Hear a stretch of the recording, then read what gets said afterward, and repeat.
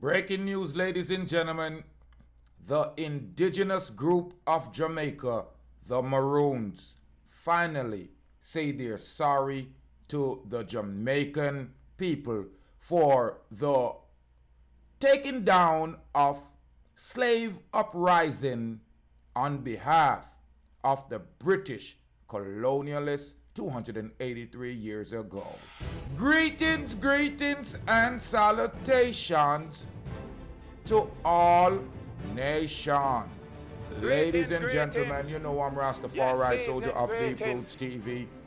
And if this is your first time tuning in, I'm asking you to hit that red subscribe button. We're going to have a great relationship, ladies and gentlemen. A very important op-ed in the Daily Observer, written by Desmond Allen, the executive editor.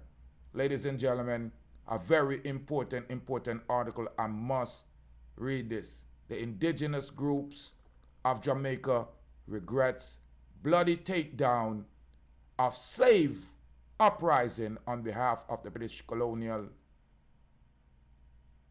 country, England.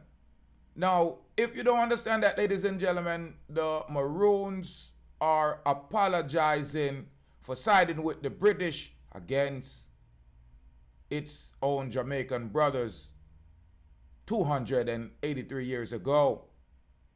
It took almost 3 centuries, but on Good Friday 2022, the Maroons of Jamaica apologized for their part that was played in crushing a popular anti-slavery uprising and forcibly returning runaway slave to the harsh and hellish conditions on the British-owned sugar plantation, scarring their story in history.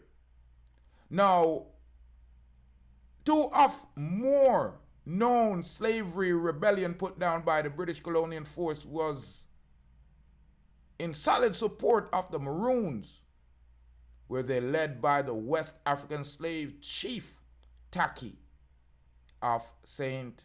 Mary in 1760 and the Baptist deacon Paul Bogle of Stony Gut, St. Thomas in 1865. So what this article is telling you, ladies and gentlemen, that the Maroons played a part in taking down Tacky of St. Mary in 1760 and also capturing Paul Bogle in 1865. Bogle and his key ally George William Gordon were hanged, but later named National Hero of Jamaica. And just 2 Fridays ago, April 8th, it was officially declared Tacky Day. Henceforth, to celebrate freedom fighter credited the first uprising in the Caribbean. We regret the hurt and suffering caused from such action. We take total responsibility on behalf of our ancestors, says Paramount Chiefess and Queen of Maroon Gamaang Gloria Mama G. Simms, the woman occupying the seat of her late great Queen Nanny of the Maroons. The only female amongst the 7 national heroes. We release this apology because we have realized that we cannot undo the past, but we can remedy the situation through reconciliation action that repairs the damage and rebuild trust so that we can behave with respect and do not repeat the things that occurred, said Maroon spiritual leader in the press statement. The Maroon Queen tireless campaign for the rights and indigenous people use the platform of Jamaica Observer to express a long-awaited apology. This day has come. We have journeyed to the United Nations to represent diaspora and Jamaica indigenous people, Maroons of other African retention community, and the Taino tribes at the Paramount, and the presentation the Forum of the Indigenous Issues. Founders of the Maroon Individual and Indigenous Women Circle, she will be part of the delegate, which includes representation from Trinidad, Tobago, Belize, Dominican Republic, Suriname, Sierra Leone, and Jamaica. Make up of professors, human rights lawyers, and academic for international university. The archives of National Library of Jamaica describe Maroons of enslaved people and people of African descent who ran away from the master of their owners in search of freedom, dating back 1655. At that time, the Taínos and the Africans were freed by the Spanish, occupied, took to remote places in the island, refused to join the English. They took refugees in the hills. And the years passed as they established their own settlement. They became formidable force against the British colonial system and became a challenge in their enslavement process. But recognizing that the Maroons were a thorn in the flesh and defied their superior force, the British offered them a treaty with a certain amount of autonomy, but cunningly including in the agreement to help the British forces take down slave uprising and return escaped slaves to their plantation. But nearly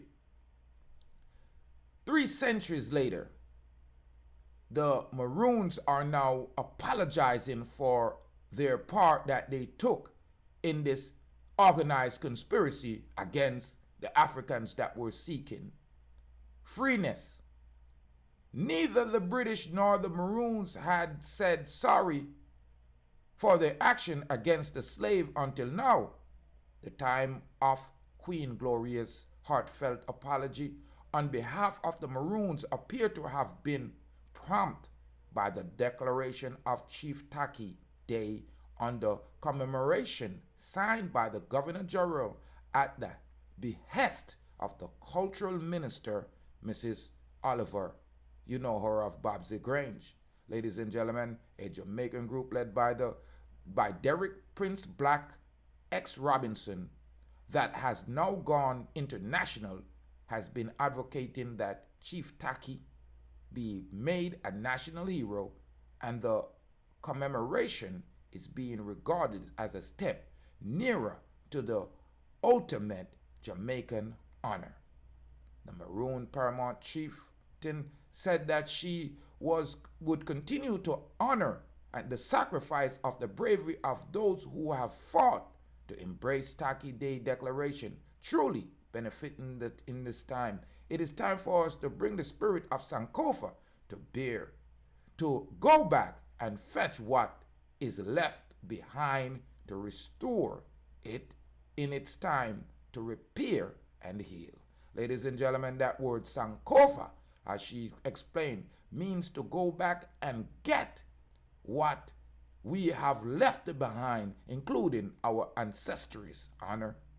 Therefore, a spiritual leader of the Maroon, I declare that April 8th, right, so therefore on April 8th, annually, as a National Reconciliation and Truth Day, in recognition of all of our historical involvement in the Maroons, as a Maroon, and as our elder would say, when trouble take you, picnic shot fit you.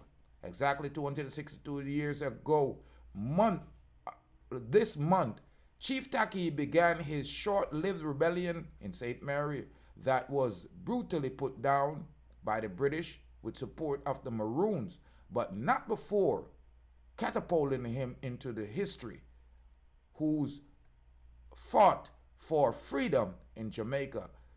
The world have never seen such a rebellion, ladies and gentlemen.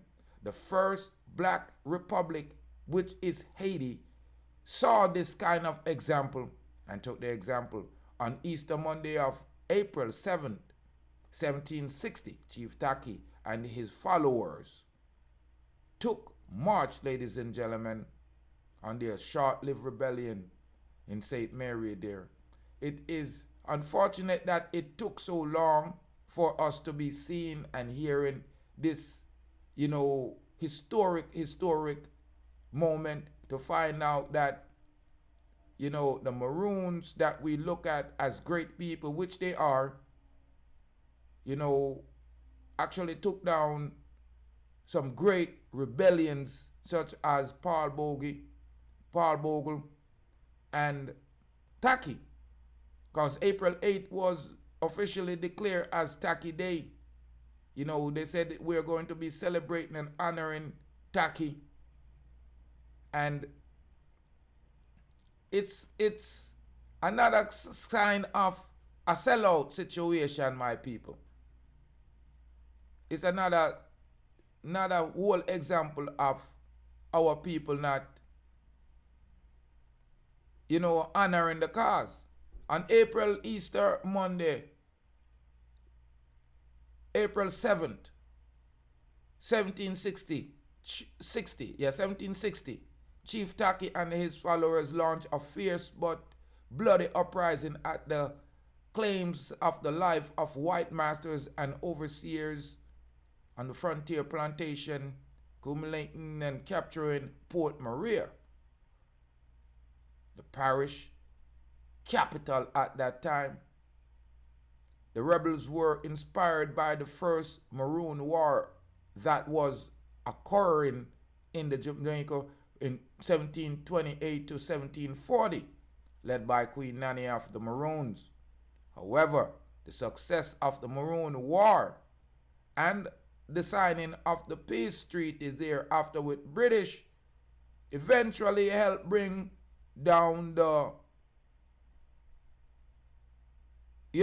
Maroons, and the Queen appeared to suggest that the British should have also be accountable, arguing that their struggle for peace, freedom, the Maroons signed an agreement with the British to suppress rebellion and return escaped slaves among their terms. This aspect of the history has left behind lingering wounds that would be addressed through the Truth and Reconciliation process. The Chief Tacky Day Declaration comes from the Governor General, whose role is to represent the same ruling power that wrote the Maroon Treaty, with clauses that demand them to be suppressed, the rebellion, and capture the escaped slaves. This was a conflict of interest and remained a hurtful scar on our history. Let us, as liberators and freedom fighters, take responsibility. She said that it is observing the history of the past in which we find direction of the future. Now, ladies and gentlemen, she addressed the scar. These scars affect the thought ever living in the environment, either directly or indirectly. Honor and recognition are implications of courage and bravery. We must continue to honor the sacrifice and bravery of those who the Maroons divided into two groups, the Windward and the Leeward Maroons, maintaining a vibrant community such as in Trelawney Town, in Jamestown, Apongo in St. Elizabeth, Moortown, Charlestown in Portland, Nanny Town, right? And Apongo Maroon, led by the controversial Chief Curry, has been plagued by so-called leadership issues. But I know many people are listening to the article and, apologize for some of the stumbling, but I too knew of this historic scar on the Maroons, where the Maroons are glorified as freedom fighters of, the island of Jamaica. But unlike Haiti, who Desailly and Tucson Avenue and Bookman them united the country. The Maroons got their freeness and run. And not only run, they sided with the colonial masters to return their brothers and sisters who have run away also. And you know the history. When them say them sell out Marcus Garvey for rice and peas, and Paul Bogle, them really sell out. Them sit down a Sunday dinner and yam and make deal with the master them. People, if you did not know, you know, that there are spies and traitors around looking like you and I, now you know. We do, as a nation, accept the apologies of her queen of the Maroons. But it is very important that we use sleep, mark that. We have to look at historically, what have we done to ourselves? What are we doing now to heal the wounds that we have ourselves inflicted on ourselves, our own selves? Nothing wickeder than inflicting wounds on yourself. So ladies and gentlemen, I'm Rastafari Soldier. It's my pleasure reporting on that. The Queen of the Maroons, yes, Gloria Simms, has apologized to the country, to her black brothers and sisters, for the mistakes of her ancestries, the scar that has been left.